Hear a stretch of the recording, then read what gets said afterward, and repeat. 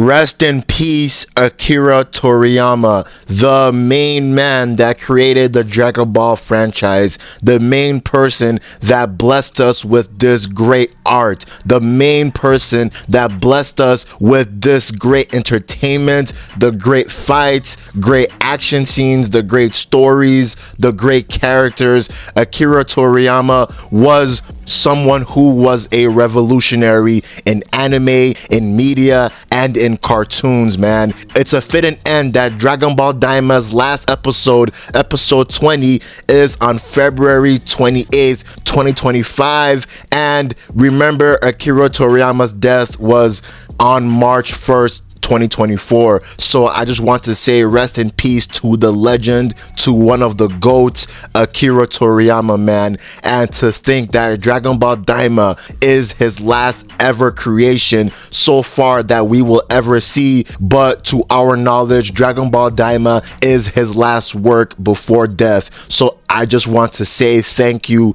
Akira Toriyama, for giving us Dragon Ball Z, Dragon Ball the original. Even though he didn't make Dragon Ball GT, Dragon Ball GT was based on the characters and stories that he made. And even though he didn't fully make Dragon Ball Super, Akira Toriyama was still involved in the creation of Dragon Ball Super by providing the basic story outline and even some character designs. Dragon Ball Super as well was based on the characters, on the stories that Akira Toriyama made. And when you watch all of the episodes of Dragon Ball Daima, you can actually see Akira Toriyama's influence with the story, with the jokes, with the characters. And in my honest opinion, overall, Dragon Ball Daima is a fun, great, funny, and action-packed show that has great animation. The art is literally a 10 out of 10 chef's kiss, in my honest opinion.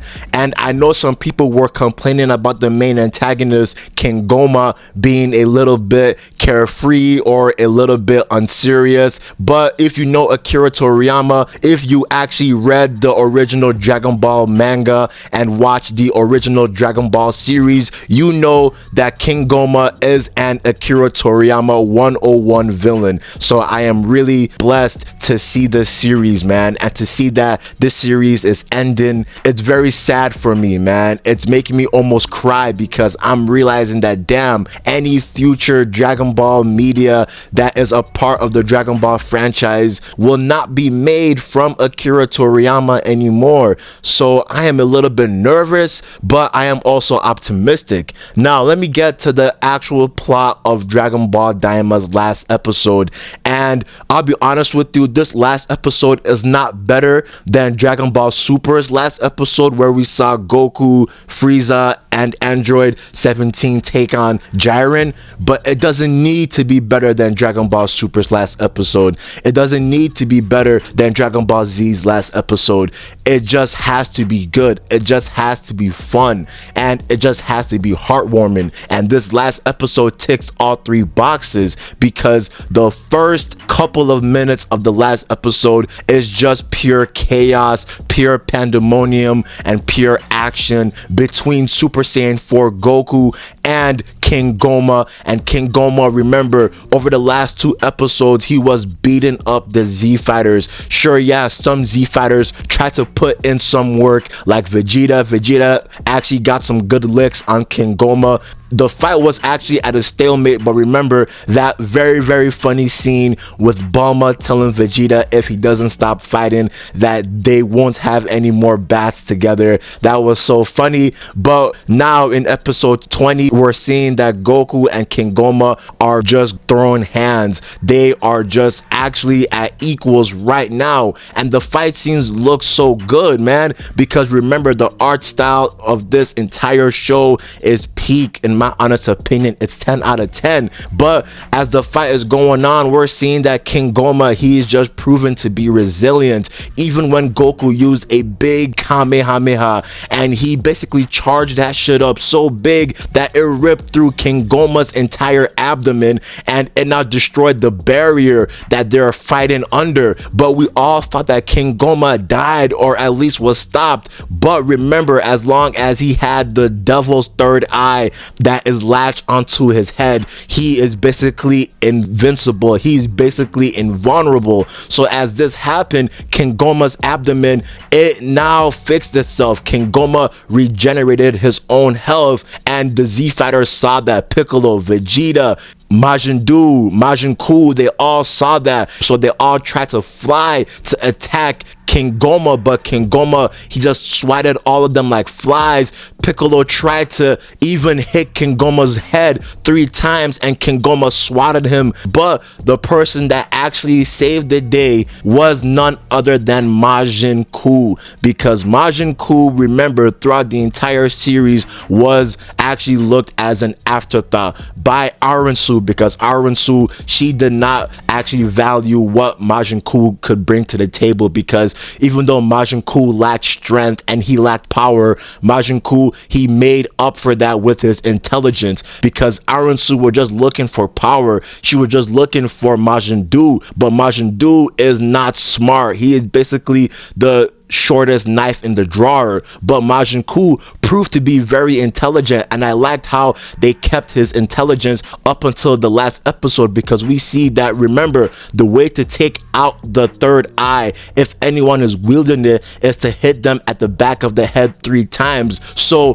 when Majin Ku, he sees this opportunity, he flies straight to Kingoma, and with the book, he now hits Kingoma 3 times at the back of the head, finally stopping Kingoma's rampage, man. And when this happens, we see that Kingoma and the Gesu have been tied up by Neva, and Neva and Piccolo were discussing their prison sentences. And you know, since Kingoma did not kill Dende, Piccolo and Neva basically decided that, okay, we can give you 99 years instead of giving you 100 years. So now Kingoma and the Gesu are now imprisoned. But going back to Majin Ku now, since he defeated Kingoma, since he was the one to strike the final blow to Kingoma, in the worlds of the demon worlds, now whoever defeats the king actually becomes the king. So now, instead of Majin Ku, it's King Ku. And King Ku, he appoints Aransu, he appoints Neva, he appoints Majin Du,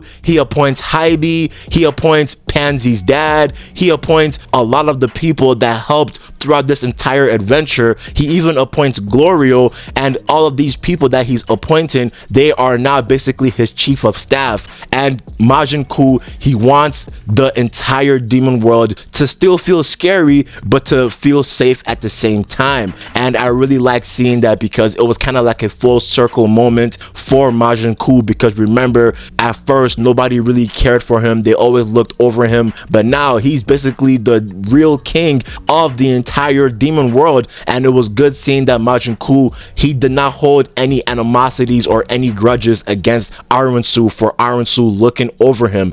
But now the adventure is done, the day is saved, the Z Fighters are going home, they want to go home, and you know, everyone are just basically celebrating because they survived this entire fight. But there's one thing I kind of did not really like in this episode, and that is the Super Saiyan 4 and Super Saiyan 3 situation, because remember, this show is supposed to be taking place before Dragon Ball Super, and in Dragon Ball Super we didn't see anything of Super Saiyan 4. We only saw Super Saiyan God, Super Saiyan God 2, Super Saiyan God 2 with Kaioken, and we now saw Ultra Instinct 1 and Ultra Instinct 2, and that goes in the same case for Vegeta, even though Vegeta did not reach Ultra Instinct as well. But Goku, he basically tells Vegeta in Dragon Ball Daima's last episode that I always had Super Saiyan 4 after Majin Buu's fight. It's just that I did not know if it'll work or not, but I just tried to do it now and it worked. You know, I know that it doesn't really make any sense, and me too, I agree that I think Akira Toriyama should have not put that in the show. But I'll be honest with you, I don't really think it hurts the continuity that much, but we'll have to see what it really does. But after that, now the Z Fighters, they're about to go home. They are getting merchandise, getting items from Pansy, from all the people that they helped, and it was a heartwarming ending, man. But right at the near end of the episode, they go to that same shop that Goku, Pansy, and Glorio, they went, and the shopkeeper, the person that runs the store, told them that, oh, the third eye, we actually sell the third eye at the store, but it's basically so hard to sell them. We only sold one like years ago. And it was a funny gag, I will be honest with you. It was kind of funny, but it kind of also diminishes the third eye's importance. But I don't really care. This is Akira Toriyama's last show. I know I criticized this last episode twice. I'm done criticizing this last episode because this is Akira Toriyama's last project, his last art, his last piece of work, and we have to be grateful that this show overall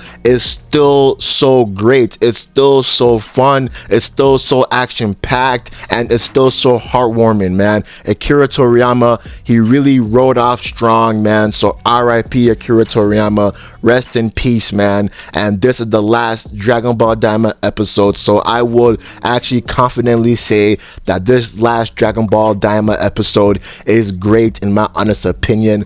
I would rate the last episode of Dragon Ball Daima a 7 out of 10 or a 7.5 out of 10 just because of the fact of the Super Saiyan 4 not really making any sense in terms of the context of the Dragon Ball franchise and the third eye being actually accessible at a store. But overall, Dragon Ball Daima, I would actually rate it at a 8 out of 10 or an 8.5 out of 10, man. And you guys have to check this entire series out. It's really, really good, man. But that's the end of the video. What do you guys think of this last episode? I'm out. Peace.